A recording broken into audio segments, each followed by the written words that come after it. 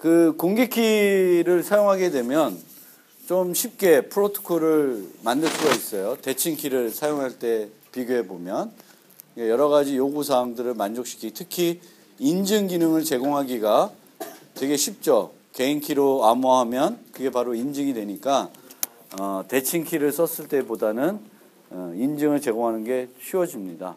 근데 우리가 공개키를 사용하는 프로토콜을 만들 때 몇 가지 주의해야 될 사항이 있는데 세 가지만 좀 소개를 해드릴게요. 첫 번째는 우리가 메시지들을 암호하다 보면 한 번만 암호하는 게 아니라 두 번 암호하는 경우가 있어요. 어떤 키로 암호하고 그거를 또 다른 키로 암호하는 경우가 있습니다. 뭐 이중 암호화 한다고 하는데 뭐 보안 강도를 높이기 위해서는 그렇게 별로 안 하고요. 한 번 암호하나 두 번 암호하나 한 번 암호해도 충분한 원래는 보안 강도가 있기 때문에 그런 목적으로 한다기보다는 보는 사람들을 어떻게 좀 제한하기 위해서 아니면 어떤 의미를 부여하기 위해서 그렇게 이중 암호화를 하는 경우가 있습니다. 그런데 공개키의 경우에는 개인키로 암호화했을 때랑 그 공개키로 암호화했을 때 의미가 달라지죠. 공개키로 암호하면 비밀성을 제공하기 위해서 하는 거고 개인키로 암호하는 것은 어떤 인증을 목적으로 하는 거라고 볼 수가 있습니다. 그래서 어떤 메시지 M을 상대방한테 주는데 인증도 제공하고 비밀성도 제공하고 싶다. 근데 그거를 둘 다 공개키로만 하고 싶다. 그러면 이런 이중 암호화가 필요할 수 있어요. 공개키로도 암호하고 개인키로도 암호하고 두 번 암호화해야지 이제 그 효과가 있으니까. 그런데 여기서 보면 요 첫 번째하고 두 번째 방법이 암호화는 순서가 달라요. 첫 번째는 공개키로 먼저 메시지를 암호하고 그 전체를 개인키로 암호한 거고 두 번째는 메시지를 먼저 개인키로 암호한 다음에 그 전체를 공개키로 암호했어요. 둘 다 비밀성이라는 측면에서는 B만 볼 수 있게 된다라고 생각하시면 되겠습니다. 그런데 인증이라는 측면에서는 의미가 상당히 달라집니다. 그건 왜 그러냐면 어떤 키로 메시지를 암호화했을 때 그 키로 암호한 실제 메시지에만 영향을 줄 수 있습니다. 즉 보일지 모르겠지만 M을 K1으로 암호하고 이 전체를 K2로 암호했다 그러면 이 메시지에 대해서는 K2는 어떤 의미를 연결시켜 주기가 불가능합니다. 얘만 된다는 거예요. K1만 되는 거예요. K1 가지고 직접 얘를 암호한 거고 얘는 이 전체 메시지에 대해서는 어떤 의미를 우리가 부여할 수 있어도 요 안에 있는 거에 대해서는 의미를 주기가 어렵다는 겁니다. 그래서 다시 여기로 오면 첫 번째의 경우에는 M 자체를 A가 전혀 모르고 있을 수도 있어요. 볼 수 없을 수도 있어요. 왜냐하면 이 바깥 걸 제외해 보면 플러스 KB로 암호화되어 있죠. 앨리스도 할 수는 있어요. 근데 만약 앨리스가 하지 않은 거면 앨리스가 풀어서 볼 수 있을까요? 못 보죠. 그래서 위에 거는 M을 앨리스가 봤다는 것을 확신할 수가 없어요. B가. 그냥 다른 사람이 만든 것을 자기가 바깥에만 개인키로 암호한 거라고 할 수가 있습니다. 하지만 밑의 경우에는 이 M을 앨리스가 보지 않을 수가 없어요. 이 M에 대해서 직접적으로 자기 개인키로 하죠. 이거는 누구만 할 수 있어요? 앨리스만 할 수 있습니다. 따라서 M에 대한 어떤 인증이라는 게 필요하면 이렇게 하는 게 아니라 이렇게 꼭 해야 됩니다. 무슨 얘기인지 알겠어요? 그래서 키를 이렇게 두 번 써서 어떤 메시지를 한 키로 암호한 다음에 또다시 다른 키로 암호할 수가 있는데 이 메시지에 우리가 메시지를 뭘 암호하는 것은 어떤 목적을 갖고 하는 거잖아요. 목적을 갖고 하고 이 어떤 키를 썼냐에 따라서 이 M을 해석할 때 다른게 해석할 수가 있다는 거예요. 아, K1으로 암호화했으니까 누구누구가 암호화했겠구나. 이런 거를 이제 인식할 수 있는데, 이렇게 돼 있을 때 K2가 돼 있으니까, 아, 이거는 M을 뭔가 이 K2를 알고 있는 사람이 M에 대해서 뭔가를 알고 있겠구나 하는 거는 단정할 수가 없다는 거죠. 여기서처럼 이 경우에는 M을 플러스 KB로 먼저 암호화를 했어요. 그러면 이거는 앨리스도 할 수 있는데 앨리스가 했다는 것은 확신할 수가 없는 거지. 앨리스가 누구한테 받았던 어떤 아니면 도청했던 정보를 그냥 바깥에만 자기가 다시 한 걸로 볼 수도 있어요. 그렇지만 아래 거는 M을 앨리스가 모르고는 할 수가 없는 거지. 앨리스만 할 수 있는 거니까.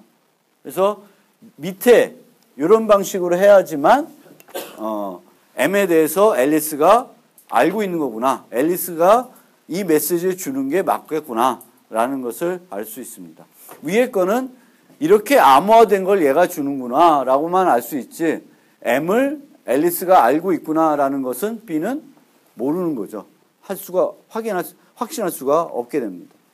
그래서 어쨌든 이렇게 보통 특히 공개 키의 경우에는 두 번 이중 암호화를 할 수 있는데, 그 암호화하는 순서가 메시지 의미를 해석할 때 중요하다, 달라진다 라는 것을 이해해 주시기 바랍니다. 나머지는 좀 읽어보시고요. 그 다음에는 이거는 공개 키에만 적용되는 원리는 아닌데, 키는 한 가지 목적으로만 사용될 때 가장 좋습니다. 여러 가지 목적으로 쓰이게 되면 여러 가지 또 문제가 발생할 수가 있어요. 그래서 지난번에도 한번 얘기한 것 같은데, 우리가 어떤 응용의 전용 인증서가 있고 범용 인증서가 있죠. 그렇죠? 전용 인증서는 예를 들면 인터넷 뱅킹 전용 인증서라고 하면 인터넷 뱅킹 할 때만 사용할 수가 있는 거예요. 다른 데는 못 쓰고. 범용 인증서는 인터넷 뱅킹 할 때도 쓰고 온라인으로 쇼핑할 때, 요즘은 잘 없어졌는데 뭐 30만 원 이상 결제할 때 쓰이기도 하고 여러 가지 용도로 쓰입니다. 그래서 그렇게 여러 가지 용도로 쓰이게 되면 이 키에 대한 안전성 분석이 더 복잡해지고, 인터넷 뱅킹만 생각해야 되는 게 아니라 온라인 쇼핑도 같이 맞물려 가지고 봐야 되는 거예요. 그래서 안전성 측면에서는 어떤 키는 한 가지 용도로만 쓰이는 게 가장 좋다. 근데 어떤 키를 한 가지 용도로만 썼을 때 문제점은 뭐겠어요? 사용자가 키를 많이 갖고 있어야 되겠죠. 내가 한 5가지 응용을 쓰면 응용마다 키가 달라야 된다 그러면 내가 5개의 키를 갖고 있어야 되는 거예요. 그래서 키를 유지하는 불편함이 생기는 거죠. 그렇지만 안전성 측면에서는 이 키는 여기서만 쓰면 이 키에 대한 노출 문제점들은 이 프로토콜만 보면 되죠. 근데 이 키를 여기도 쓰고 여기도 쓰고 여기도 쓰면 이 세 개를 같이 봐야 돼요. 안전성을 논할 때. 여기만 안전하다 되는 게 아니라 여기서도 안전한지, 여기서도 안전한지, 또 여기 있는 걸 가지고 이걸 공격할 수 없는지, 얘를 공격할 수 없는지를 복잡하게 따져줘야 됩니다. 그래서 범용적으로 갈 때는 더 사용자는 편리할 수 있어도 안전성 측면에서는 더 위험한 요소가 될 수 있다. 그런 측면이고요. 이거는 공개키 방식이 아니더라도 대칭키나 모든 키들이 똑같습니다. 키는 한 가지 용도로만 썼을 때 가장 좋다. 하지만 한 가지 용도로만 쓰게 되면 키는 여러 개가 필요하게 될 수가 있죠. 그 다음에 오라클이라는 개념이 나와요. 오라클이 뭔지 혹시 아시는 분 있어요? 오라클? 어디서 안 들어봤어? 오라클? DB에서 오라클? 그 오라클. 그렇구나. DB 이름이 오라클이구나. 게임 같은 거 할 때도 오라클 나오지 않냐? 문명할 때 오라클 안 나왔나? 제가 즐겨 했던 게임이 문명인데. 오라클. 오라클은 뭐냐면 보통 뭔가를 물어보면 항상 진실만을 대답하는 그런 애예요. 신데렐라 아니구나. 백설공주에 나오는 그 거울 있잖아요. 그게 오라클이라고 생각하시면 돼요. 걔는 물어보면 진실만을 대답해요. 누가 이쁘냐면 진짜 이쁜 사람만 대답. 이게 오라클이에요. 그거 오라클이라고 그럽니다. 그래서 그런 개념. 우리가 뭔가 물어보면 대답을 주는 거죠. 근데 그 대답이 틀린 대답이 아니라 항상 올바른 대답. 내가 물어본 거에 대해서는 올바른 대답만 주는 것을 이제 오라클이라고 그럽니다. 오라클. 그래서 이 정보보호 관련돼서는 이 오라클 얘기가 종종 나오는데, 공개키에서는 우리가 어떤 프로토콜을 만들 때 이거를 오라클처럼 활용할 수 있는 프로토콜이 되면 안 된다는 거예요. 예를 들어볼게요. 예를. 이런 프로토콜을 만들었다 칩시다. 프로토콜이 뭐라는지 알겠어요? 밥이 난스를 하나 만들어서 앨리스의 공개키로 줬어요. 그리고 앨리스는 그 난스를 풀어서 돌려줬습니다. 그럼 이거 뭐라는 거겠어요? A가 있다는 것을 B가 확인하는 거예요. A를 인증하는 거죠. 이걸 풀 수 있는 사람은 누구만 풀 수 있어요? A만 풀 수 있죠. 그러니까 MB가 대답으로 오면 저건 누가 했다고 알 수 있어요? A가. 그러니까 우리가 여기서 이제 생각해 볼 게 두 가지일 수가 있는데, 하나는 예전처럼 이걸 봤을 때 이걸 어떤 메시지를 보면 이걸 누가 만들 수 있느냐를 따져가지고 이거 누가 했구나라는 걸 보는 경우가 있는데, 이건 할 수 있는, 암호화를 할 수 있는 능력 가지고 이렇게 보는 거잖아요. 마이너스 K로 암호화할 수 있는 사람은 앨리스밖에 없다. 근데 그거를 거꾸로 이용하는 방법이 있는 거죠. 이거를 풀 수 있는 사람은 누구만이에요? 앨리스죠.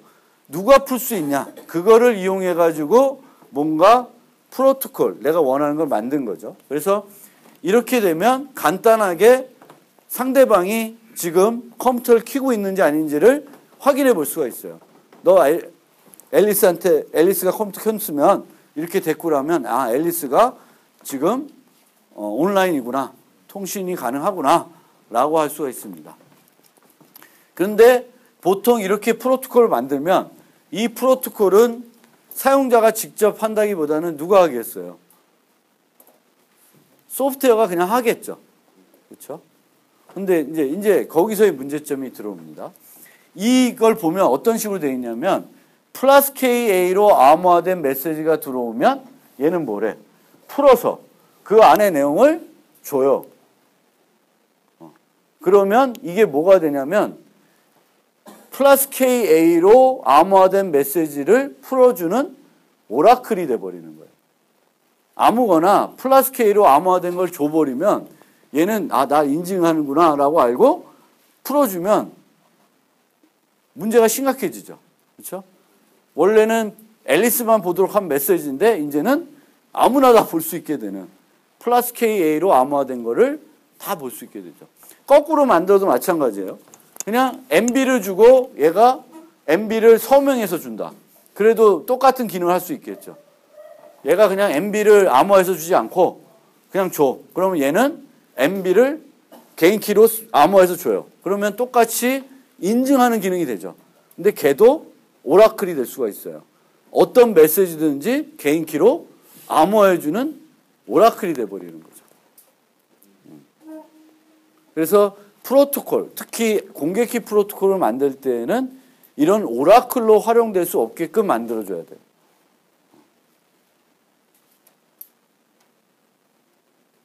이 중에 어떤 일부 요소만 빼서 준다든지, 아니면 이제 뭐 여러 가지 방법을 써야 되는데, 어쨌든 이런 형태로는 상당히 위험할 수 있고, 물론 이런 것들은 이제 따져볼 수는 있죠. 소프트웨어를 제대로 구현하면, 난스가 64비트면은 내가 64비트만 줘야 되지, 이 메시지가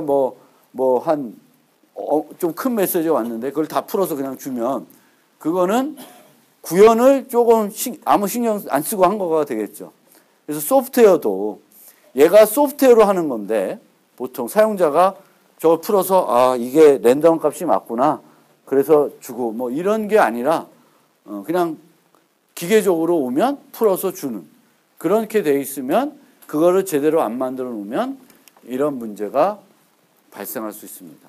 그래서 이런 것들을 발생 안 되게끔 주의 있게 프로토콜들을 만들어야 돼요. 그래서 오라클이라는 개념을 하나 좀 이해해 주시기 바라고. 어떤 문제인지는 대충 이해되시겠죠? 내가 원래 원하지 않는 건데도 그걸 해줄 수 있는 그런 형태로 그러니까 다르게 활용하는 거죠. 원래 목적과 다르게 활용이 되게끔 프로토콜들이 만들어지면 안 된다라는 걸로 생각하시면 되겠고요. 그 다음에 이제 소개되는 거는 블롬의 키 분배 기법인데 요거는 앞에 나왔던 여기에요. n-1개 대칭키만 써서 하는 방법인데 n-1개를 분배해서 해결하는 게 아니라 그보다 대단히 적은 정보를 줘서 이제 하는 거예요. 여기서 사용하는 기술은 행렬을 사용합니다. 행렬. 행렬 어디서 배워, 여러분들? 선형대수 시간에 행렬 배우죠?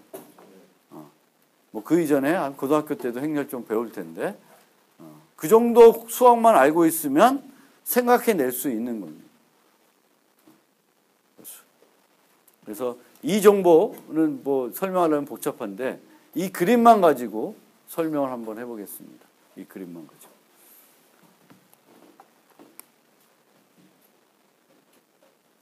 n명이랑 하고 싶으면 여기가 행이 n이고 요거는 내가 조절할 수 있는 거예요. k는 뭐 10개면 10개가 되겠고 5면 5가 돼요. 요건 내가 조절할 수 있어요. 이런 행렬을 만들어요. 근데 잘 만들어야 돼요. 그러니까 뭐 하여튼 랜덤하게 만들어요. 만든다고 칩시다. 그리고 이거 갑자기 수학 설명하려는데 쉽게 설명하려니까 잘 안 되네. 먼저 이제 여기부터 설명드릴게요. K 아까 여기서 여기 N이고 여기 K죠. 요건 사용자 수에 비례하는 거예요. 그리고 요거는 안전성 파라미터라고 해서 내가 얼마만큼의 정보를 사용자한테 분배할 것인가 거기에 이제 맞춰요. 내가 한 5개의 값만 줘서 하고 싶다 그러면 이걸 5로 하면 돼요. 그럼 먼저 K by K개의 행렬, 정방 행렬을 하나 만듭니다. 근데 대칭 행렬이라는 것은 요 값하고 요 값이 같은 행렬이에요. 그래서 그런 행렬을 랜덤하게 하나 만들어요. 서버가. 만든 다음에 그 다음에 G 행렬을 하나 만들어요. 그래서 그 두 개를 이용해 가지고 요걸 만들어요. 그리고 G는 또 여기에 있어요.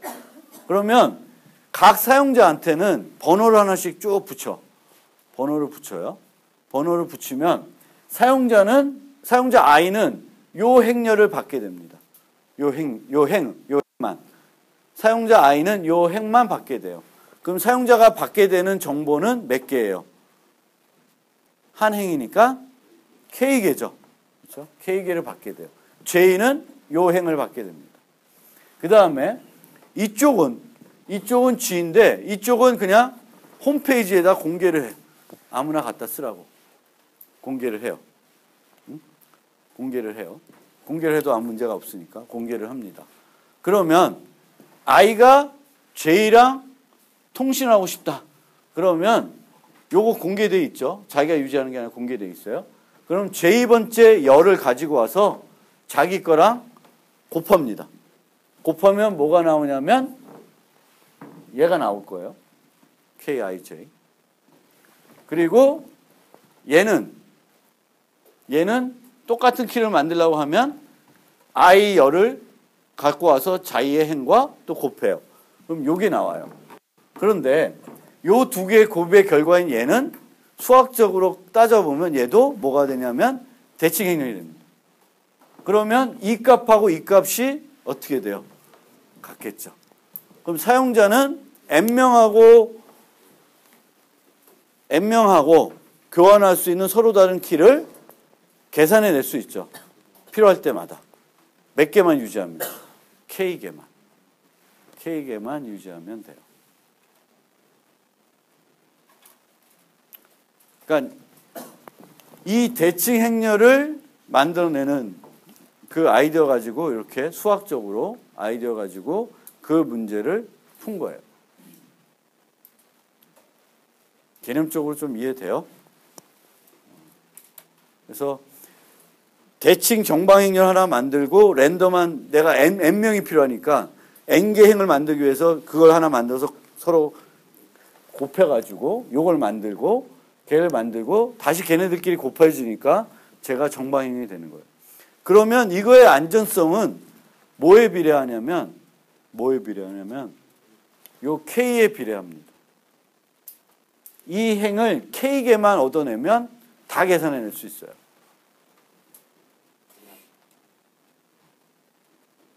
그 방식을 풀면 다 나오는 거예요. 그러니까 예를 들면 5개다. 그럼 5명만 꼬시면 전체 거를 얻어낼 수 있어요. 10명, 이게 10이다. 그럼 10명하고 협업하면 그 10명 것도 당연히 계산할 수 있고 그 외의 것도 다 계산할 수가 있어요. 이거에 비례하는 거예요. 하지만 이걸 점점 키워도 얘랑은 거의 독립적이죠. 상관이 없는 거지. N은 3천, 5천 돼도 이거는 5로 갈 수도 있는 거예요. 근데 그게 좀 불안하다. 5명끼리는 공모할 것 같아. 근데 이것도 뭐냐면 5명 넘어야지 4명이 모이면 별로 도움 안 돼. 우리가 풀라 그러면 5개가 필요한데 4개만 있으면 못 풀죠. 그렇죠? 그 연립방정식을 풀어서 전체 걸 알아내야 되는데 내가 알고 있는 이 정보 갖고 또 이 정보 갖고 저걸 풀라 그러면 5개가 K개가 필요한 거예요. 그러면 4개만 있어도 되는 건 아니고 5명 그 이상은 있어야 되는 거고. 그래서 그걸 조절하는 거예요. 그러니까 어떤 우리가 이런 문제를 만났을 때 이 문제를 어떻게 하면 해결해 볼 수 있을까? 이런 고민을 할 때 우리가 알고 있는 수학을 이용하면 슬기롭게 해결되는 경우가 많이 있어요. 그리고 거기서 사용된 이 수학 기술이 대단히 복잡한 수학이냐? 아닙니다. 그러면 제가 생각해낼 수 있냐? 못해요. 이거를 대칭 행렬로 풀어야지. 이런 아이디어까지가 왜 머릿속으로 안 나오는 거지? 만약에, 대칭 행렬. 한 사람은 요거, 한 사람은 요거. 이런 것까지만 나왔더라도 이걸 생각해내는 건 어렵지 않을 수도 있어요. 여러분들도 행렬 개념 좀 알면, 이 수학이, 행렬 곱셈, 대칭 행렬, 이게 어려운 수학이 아니에요. 여기 대단히 우리가 중고등학교 때, 대학교 때 안 배운 수학이 아니라고. 그래서, 우리가 배웠던 수학 중에 어떤 문제를 풀 때 활용할 수 있는 것들이 있습니다. 잘만 생각해 보면. 그래서 여러분들이 배웠던 수학들 중에, 이거는 왜 배웠지? 어디다 써먹지? 하는데 그것들이 알고 있으면 어떤 문제를 만났을 때 그거를 내가 알고 있던 되게 쉬운 수학 문제 갖고 풀 수 있는 그 수학 문제를 응용해 가지고 풀 수 있는 경우가 있습니다. 그걸 할 수 있는 사람이 이제 기초가 튼튼한 사람이 되겠죠. 그래서 이런 방법도 있고 요거 말고는 또 아까 여기 있던 요 블럼도가 생각해낸 방법도 있는데 둘 다도 얘도 어떤 수학을 이용한 겁니다. 수학 문제를 이용해서 n-1명하고 키를 교환하는데 n-1개가 필요하지 않고 적은 k개만 필요하게 되는 그런 기법들입니다. 그래서 이제 궁금해하실 것 같아서 하나 간단히 소개를 해봤고 말씀드리고 싶은 거는 수학 기술들이 어려운 수학 기술이 아닌 것들도 여러분들이 잘 머릿속에 담아두고 있으면 유용하게 써먹을 때가 있다. 그래서 기초가 좀 튼튼한 사람들이 좋습니다. 그래서 이제 본격적으로 좀 키 확립 프로토콜에 대해서 좀 이제 설명을 드리려고 하는데, 키 확립 프로토콜은 둘 이상의 참여자들이 대칭키, 비밀키를 공유할 수 있도록 해주는 거고, 이때 공유하게 되는 비밀키는 세션 키이다. 한 번 쓰리고 버리는 키다. 그래서 키 확립 프로토콜은 어떻게 구성되어 있냐면, 키를 실제 분배하는 과정이 있어요. 전송 동의하는 과정인데 그가 있고, 그 다음에 지난 시간에 봤듯이 그 다음에 너도 나도 똑같은 키를 갖고 있니 확인하는 과정이 있습니다. 그 다음에는 이제 실제 사용하겠죠. 그래서 이렇게가 되겠고, 이 확립 프로토콜들은 이렇게 분류를 할 수 있어요. 키를 생성하는 사람이 누구냐? 내가 직접 하냐? 서버가 하냐? 이제 이런 식으로 분류할 수 있고, 사용하는 기술이 뭐냐? 대칭키만 쓰냐? 공개키도 쓰냐? 그리고 참여하는 사용자 수가 얼마 있냐? 보통 이제 얘기된 거는 이자간, 앨리스와 밥. 그렇게 많이 되겠는데, 이게 커지면 N명이 동일한 키를 공유하고 싶은 경우가 있고, 그런 것들이 어디에 쓰일 수 있다? 여러분들이 보시는 방송에서 쓰일 수 있어요. 그렇죠? 스카이나 IPTV 같은 데서 이런 기술들이 쓰입니다. N명강의 똑같은 키를. 그래서 그 얘기도 나중에 할 있고. 그래서 키를 생성하는 주체, 누가 생성하냐에 따라서 그 키를 실제 사용할 사람들이 생성하지 않고, 아니다. 그렇게 얘기하면 안 되겠구나. 그 키를 생성한 주체가 누구냐? 여기는 참여자 중에 한 명이 키를 만드는 경우에는 키 전송 방식이라고 그래요. 근데 보통은 그 키를 만드는 게 사용자가 만들지 않고 서버가 만드는 방식을 씁니다. 그거는 그 환경이 그렇기 때문에 그런 경우가 많겠죠. 이렇게 아까처럼 두 번째 방법처럼 키 유지를 적게 하다 보니까 그런 경우에는 사용자가, 그것도 사용자가 생성해서 할 수 있구나. 죄송합니다. 그렇게 생각하면 안 되겠고, 누가 생성하는 게 좀 더 안전하냐, 여기에 초점이 되어 있기 때문에 주로 서버가 이제 생성하게끔 합니다. 그래서 대부분은 서버가 생성하는 방식이고요. 그래서 TTP를 많이 이용하는데, TTP가 실제 키를 생성하면 키 분배 센터라 그러고, TTP가 생성하지 않고 그거를 중계만 해주면 중계센터라고 합니다. 그러니까 중계센터에서는 서버가 만들지 않고 앨리스가 만들어서 밥한테 줘야 되는데, 앨리스는 밥한테 안전하게 그 키를 줄 수가 없죠. 그 TTP 방식에서는. 즉, 각 사용자는 서버하고만 장기간 키를 하나 갖고 있어요.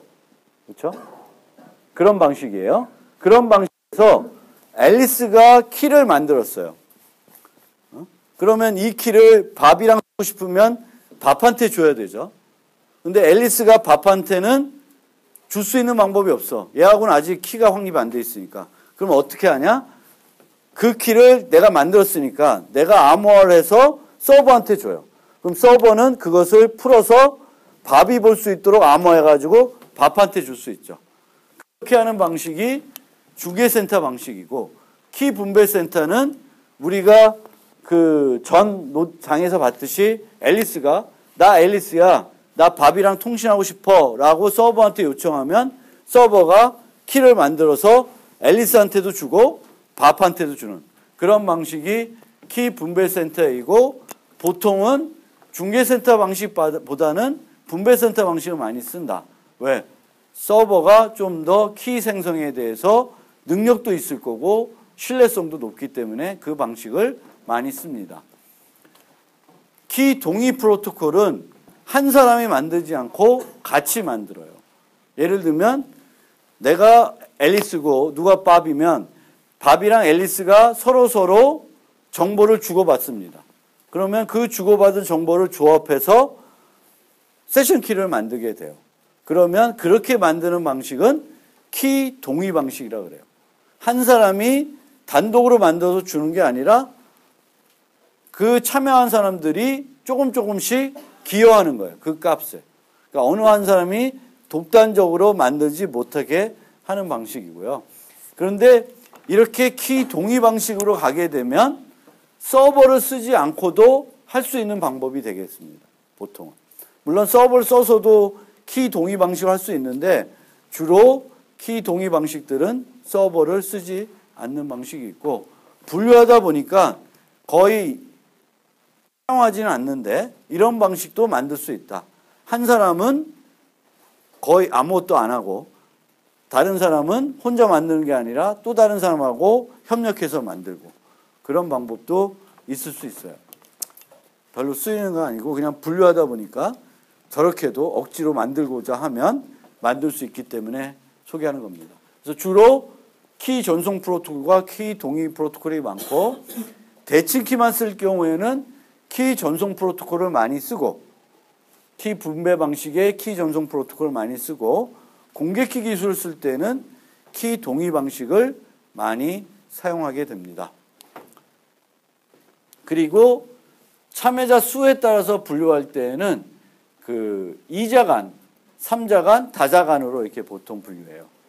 보통은 2자간, 다자간 이렇게 분류했었는데 최근에는 3명이 뭔가 이렇게 하는 경우가 많아져가지고 이제 2자간, 3자간, 다자간 이렇게 얘기합니다.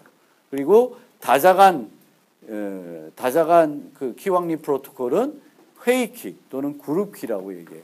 그룹키 확립 프로토콜. 여러 명이 동일한 키를 확보하는 겁니다.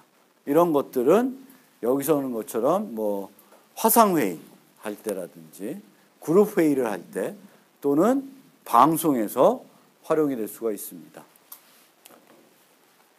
키 확립 프로토콜의 요구사항은 지난번에 설명드렸듯이 키의 비밀성이 필요하고 누가 만들었는지를 확인할 수 있어야 되고 그 키를 누가 받았는지 확인해야 되겠고 이 받았던 키를 누구랑 써야 되는지를 확인할 수 있어야 되겠고 다 분배가 되고 나서는 나랑 사용하려는 사람들이 똑같은 키를 갖고 있는지를 확인할 수 있어야 되겠고 이 받은 키가 이번에 만들어진 건지를 확인할 수 있어야 됩니다. 그래서 키의 비밀성, 최근성, 확인, 용도 그리고 누가 만들었는지 그렇게 5가지를 확인을 해야 됩니다.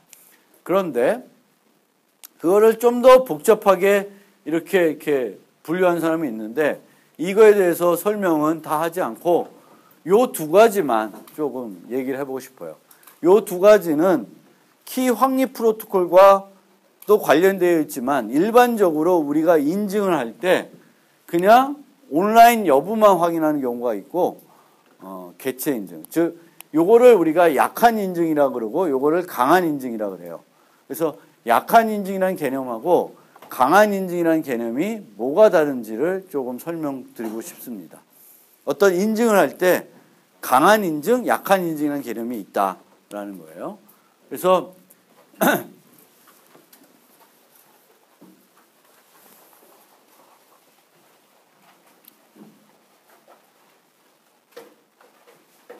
아까 소개해드렸던 그 오라클 얘기 나왔던 거에 거꾸로 된 모습이 요거죠.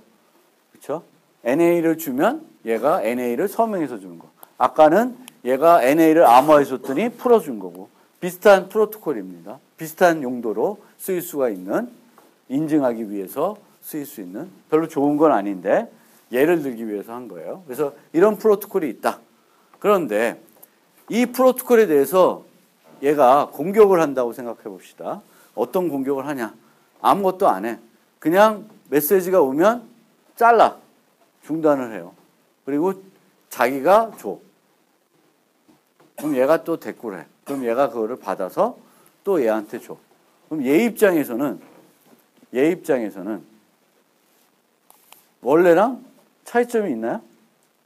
그냥 한번 중단했다가 바꿔서 준 거죠. 그런데 얘 입장에서 보면 얘 입장에서는 얘랑 한 게 아니라 얘랑 한 거죠. 얘가 A면 얘가 C라 그러면 얘는 C랑 한 건데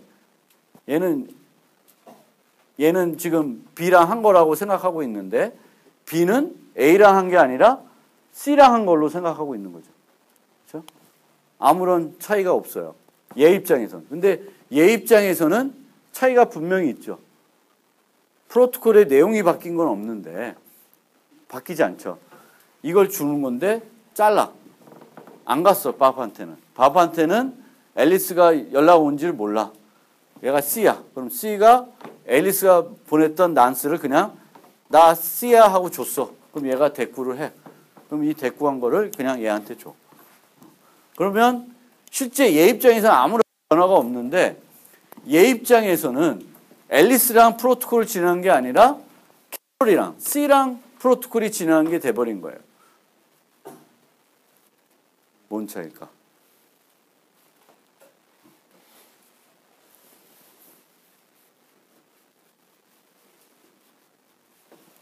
근데 좀 더 자세히 뜯어보면 이런 공격이 가능하기 때문에 이런 형태의 어떤 일이 벌어질 수 있기 때문에 앨리스 입장에서는 이 주어진 요 메시지가 나를 위해서 만들어진 메시지인지는 확인할 게 없어요. 나를 위해서 만들어줬는지. 밥이 만들어준 건 확실한 거죠, 이건 누가 만들 수 있어요? 밥만 만들 수 있죠. 근데 밥이 나를 위해서 만들어줬는지는 모르는 거예요. 그러면 프로토콜이 문제가 될 수 있습니다. 자, 실제 해결책부터 보고 요 전 슬라이드를 설명드릴게요. 만약에 아까 프로토콜을 그렇게 만들지 않고 이렇게 바꿔보면 이제는 얘가 받으면 밥이 했다는 걸 확신히 알 수 있죠. 그렇죠? 똑같으니 밥이 했다는 걸 확신할 수 있어요. 그리고 안에 뭐가 들어있어? A라는 이름이 들어있죠. 아, 날 위해서 밥이 만들었구나라는 것을 확인할 수 있습니다. 그러니까 이게 없었을 때는 나를 위해서 만든지 다른 사람을 위해서 한 것인지는 확인할 수가 없는데 A가 여기에 들어감으로써 밥 입장에서는 앨리스 입장에서는 아, 밥이 나를 위해서 만들었구나라는 것까지 확인할 수 있습니다. 그것을 우리가 보통 강한 개체 인증이라고 합니다. 즉, 내가 상대방을 인증할 수 있는데 인증할 수 있을 뿐만 아니라 상대방이 나를 상대방으로 인식하고 있다는 것까지 확인할 수 있으면 좀 더 강한 인증을 제공했다고 얘기하고 있습니다. 그러니까 요거는 강한 인증, 요렇게만 하는 것은 약한 인증이에요. 여기까지만 확인할 수 있는 건 밥이 있구나, 밥이 지금 통신이 가능하구나 라는 걸 확인할 수 있는데 요렇게까지 바꿔놓으면 밥이 있을 뿐만 아니라 밥이 나를 상대방으로 생각하고 있구나, 나를 인식하고 있구나라는 것까지 확인할 수 있다는 겁니다. 그래서 이렇게 개선을 하게 되면 이런 공격에서는 이제는 여기에 뭐가 들어갈까? 아까 같이 바꿨어요. 그러면 여기에 뭐가 들어갈까? 얘가 C면 A가 들어가지 않고 C가 들어가겠죠. 그러면 그거를 전달해 줬으면 얘는 뭐가 문제가 있구나, 뭔가 장난치는 놈이 있구나라는 거를 알 수 있겠죠. 그래서 이렇게 하는 것보다는 이렇게 하는 게 더 안전하다라는 것을 알 수 있습니다. 그러면 그런 개념을 강한 인증, 약한 인증 개념으로 구분해서 우리가 볼 수도 있지만 다르게 접근할 수 있는 방법도 있습니다. 그 방법이 요건데 우리가 프로토콜을 진행했을 때 프로토콜을 설계했어요. 이런 식으로. 그러면 아까 이 프로토콜이에요. 그 프로토콜을 내가 이렇게 만들었어. 그럼 이 프로토콜이 문제가 있을까 없을까를 보기 위해서는 A가 이 프로토콜 가지고 밥이랑 할 수도 있고 똑같은 프로토콜을 C랑도 할 수가 있죠. 근데 그렇게 했을 때 구분이 안 되면 문제가 될까요? 안 될까요? 되죠. 구분이 안 되면 이쪽에 썼던 거를 이쪽에 가져가다가 사용할 수 있게 되는 여지가 생깁니다. 그래서 항상 A, B 간에 우리가 프로토콜 그리는데 그러면 A, B 간에 했을 때하고 A, C 간에 했을 때를 그려봐요. 그럼 A, B 간에 했을 때는 이렇게 나오고 A, C 간에 했을 때는 이렇게 되겠죠. 두 개가 차이가 있어요, 없어요? 앨리스 입장에서. 있죠. B랑 했을 때는 B의 개인키로 암호화돼서 올 거고 C랑 했을 때는 C의 개인키로 오죠. 그럼 이 면에서는 문제가 없는 거예요. 아, 다른 사용자랑 하면 구분이 되는구나. 여기 했던 거를 여기 갖다 쓸 수 없겠죠. 그렇죠?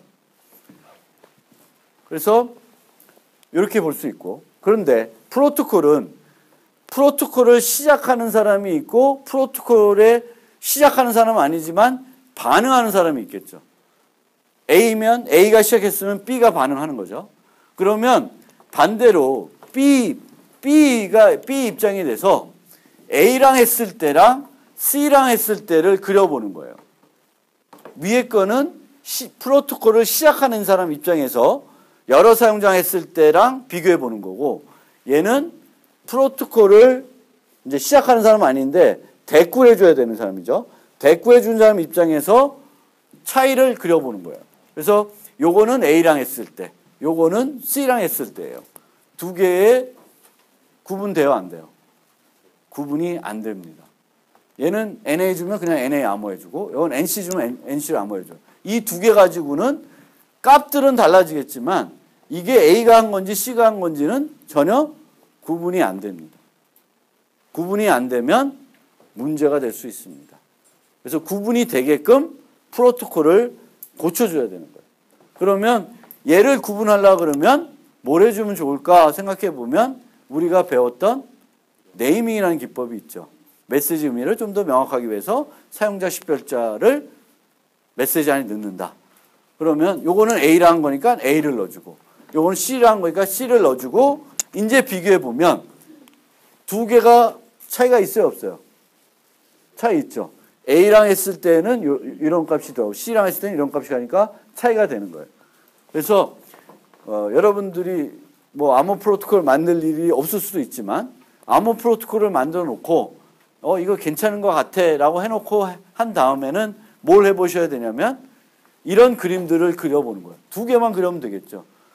그러니까 이자 간의 프로토콜이면 A 입장에서 B랑 했을 때랑 A 입장에서 C랑 했을 때를 그려보고 구분이 되는지 안 되는지. 구분이 안 되면 구분이 되게끔만 해주면 되죠.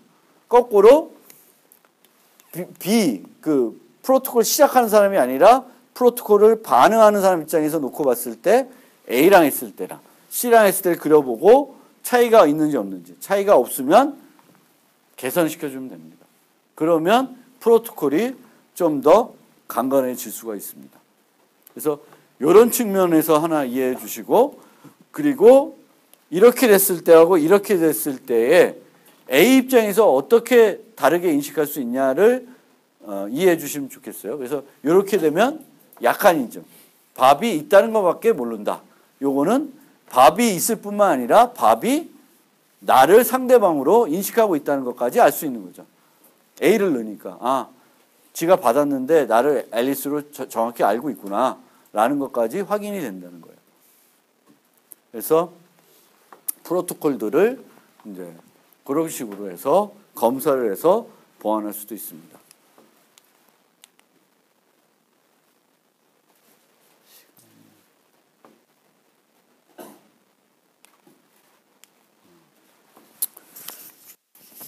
오늘은 여기까지